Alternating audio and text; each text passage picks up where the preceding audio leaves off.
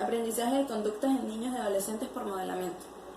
Para dar inicio es importante tener conocimiento acerca de que el comportamiento humano, según lo planteado por Bandura, es el resultado de un complejo proceso de aprendizaje en el que influyen no solo factores internos sino también externos, puesto que el ser humano, como un ser biopsicosocial, desde su nacimiento aprende de su entorno. Este trabajo investigativo se estructura en 4 partes o capítulos. El primer capítulo se presenta la situación problema y se exponen aspectos contextuales, al igual que los objetivos y el alcance que se pretende con esta investigación. En el capítulo 2 se presenta la perspectiva teórica, es decir, la conceptualización de toda la investigación. Seguidamente, en el capítulo 3 se presenta la metodología y los procedimientos que se utilizaron para llevar a cabo la investigación, y para finalizar, el capítulo 4 presenta las consideraciones finales y los análisis de los datos recolectados en el proceso de la investigación. El capítulo 1. Esta investigación se encuentra basada en la teoría de las ventanas rotas planteada por Wilson y Kelly. Esta teoría señala que luego de que se comienzan a romper normas preestablecidas por una comunidad, tanto las normas como la misma comunidad van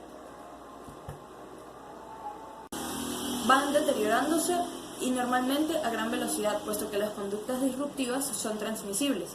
La problemática que se presenta en esta investigación es la siguiente. En un grupo deportivo en el que hay variación en características cualitativas como la edad y el sexo, hay un individuo en edad adolescente con un alto rango jerárquico dentro del deporte. Este individuo constantemente rompe o infringe las normas de la institución deportiva e incluso del mismo deporte que practica. Al mismo tiempo, hay un individuo con un rango mayor en cuanto a jerarquía dentro del grupo deportivo, con experiencia y trayectoria en edad adulta.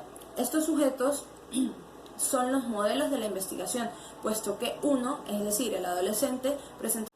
Debido a la influencia del sujeto con conducta disruptiva, algunos miembros del grupo han comenzado a imitar esta conducta y a romper normas preestablecidas de la institución deportiva. La finalidad de esta investigación es conocer de qué manera influye una conducta negativa o un individuo con conducta negativa dentro de un grupo social deportivo. De qué manera influye también la conducta de un individuo disciplinado dentro del mismo grupo social, y a su vez determinar cuál influencia predomina más en caracterización de edad y sexo, ¿sí? Con lo anteriormente expuesto se establecen que esas son las interrogantes de la investigación. Para dar respuesta a las mismas, se plantearon un objetivo general y 3 objetivos específicos. El objetivo general es indagar y analizar de qué manera influye la conducta de un individuo dentro de un grupo social deportivo. En cuanto a los específicos, es indagar.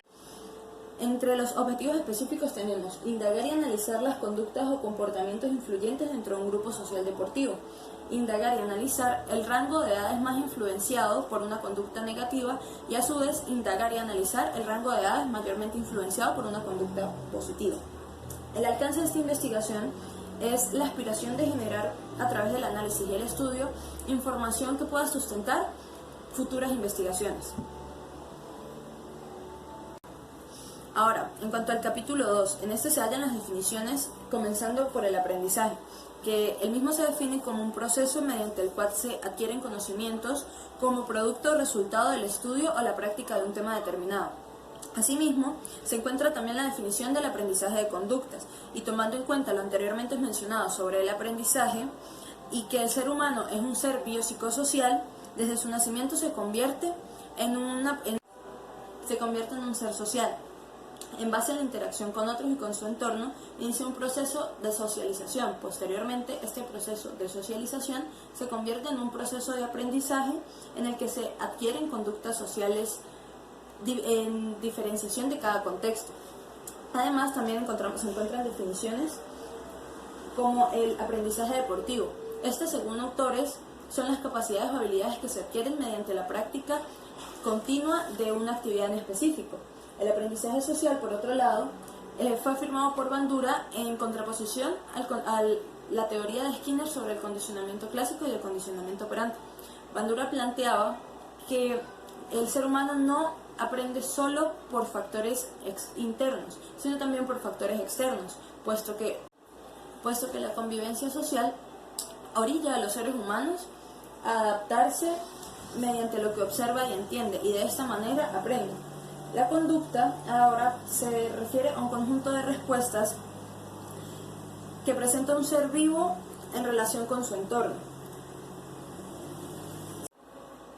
Ahora, en cuanto al modelamiento, esto es un tipo de aprendizaje basado básicamente en la observación y limitación de conductas realizadas por otra persona, es decir, por un modelo.